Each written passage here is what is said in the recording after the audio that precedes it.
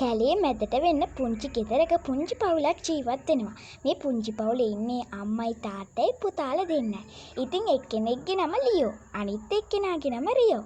ඉතින් මේ පුංචි පවුල එක දවසක් දර කඩන්න යනවා. ඉතින් මෙහෙම දර කඩන්න ගිහිල්ලා රියෝටයි අම්මා කියනවා ගිහිල්ලා හතු කඩාගෙන එන්න කියලා. ඉතින් මේගොල්ලෝ මේ විදියට හතු කඩන්න ගිහිල්ලා එක තැනක අතරමං වෙනවා. මෙතන තියෙන්නේ සම්පූර්ණයෙන්ම අඳුරු මාලිගාවක්. ඉතින් එක පාටම මේ අඳුරු මාලිගාවෙන් එළියට ආවේ නපුරු මායාකාරියක්. කවුද මගේ මාලිගාවට අනවසරෙන් ඇතුළුනේ? මගේ මාලිගාවට ඇතුළු කෙනෙකුට ආයේ පණ පිටින් නම් මෙහෙන් යන්න හම්බ වෙන්නේ නැහැ. තමුන්ලා දැන් මගේ යටත් වහල්ලු. තමුන්ලා මං කියන විදිහටයි ඉන්න ඕනේ. එහෙම කිව්ව මායාකාරී මේ ගෙදර තියෙන හැම වැඩක්ම මේ ළමයි දෙන්නාලවා කරව ගත්තා. ඉතින් ඊට පස්සේ මෙයාලා කරන්න දෙයක් නැතිකමට මේ මායාකාරී කියන හැම වැඩක්ම කරා.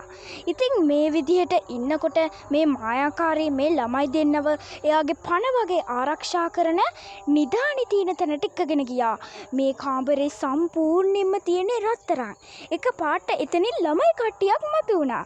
ඉතින් මේ ළමයි කිව්වා අපිවත් මේ මන්තරකාරී යන්න දෙන්නේ නැතුව මේ මාලිගාවේ මාස 3ක් තිස්සේ තියාගෙන ඉන්නවා. ඉතින් අපිට තියෙන්නේ මේ රත්තරන් කාමරේ තියෙන රත්තරන් එක තැනකට ගොඩ ගහන්න. අපි හොයාගත්ත මේ රත්තරන් එකතු කරගෙන තිබිලා රහස් දොරක්. මේ රහස් දොරෙන් එහා පැත්තේ ඉන්නේ ගොඩක් නපුරු මකරෙක්. අපි කොහොමද මේ මකරවත් පහු කරගෙන මේ උමග දිගේ යන්නේ? හරි.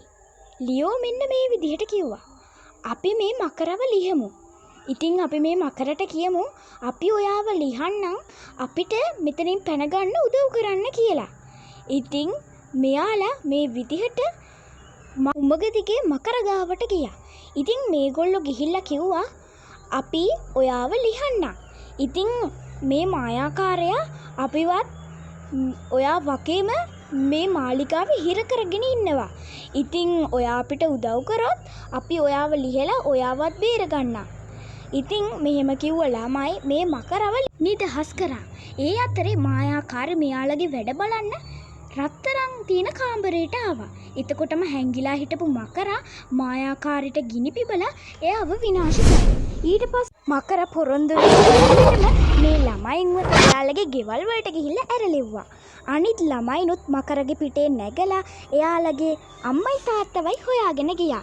ඉතින් අම්මයි තාත්තයි මෙයාලව දැකලා ගොඩක් සතුටු වුණා. ඉතින් ඒ වගේම මකරටත් ගොඩක් ස්තුති කරා. ඊට පස්සේ මේ මකරා හිටපු තැනටම පියාඹලා ගියා. ඉතින් ඔන්න ওই විදිහට තමයි මේ කතාව මෙතනින් ඉවර වුණේ.